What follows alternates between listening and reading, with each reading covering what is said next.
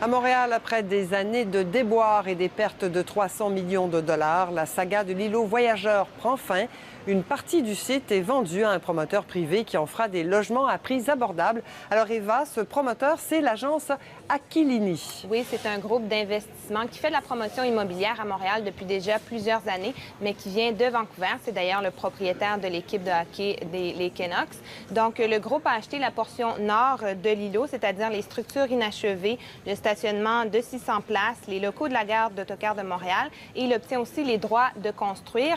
Le projet prévoit de 700-750 logements locatifs et ou condominiums qui seront construits au coût de 100 millions de dollars. La construction doit débuter le printemps prochain. Les premiers résidents devraient emménager en juillet 2015. La transaction s'élève à 45 500 000 $. Grâce à cette vente, la Société immobilière du Québec, qui détenait les actifs depuis 2010, fait un gain de 22 millions de dollars. Évidemment, c'est bien peu sur les quelques 225 millions qui ont été engloutis par cet éléphant blanc abandonné en 2007. Pour la première ministre Pauline Marois, c'est la fin d'un triste chapitre et c'est l'occasion d'enfin revitaliser le secteur. Pour être juste et correct, c'est 250 millions de dollars qui ont été investis à perte, finalement, dans ce projet.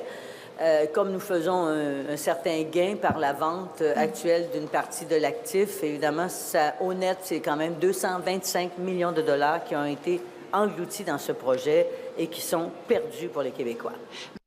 On prévoit aussi des logements pour les étudiants.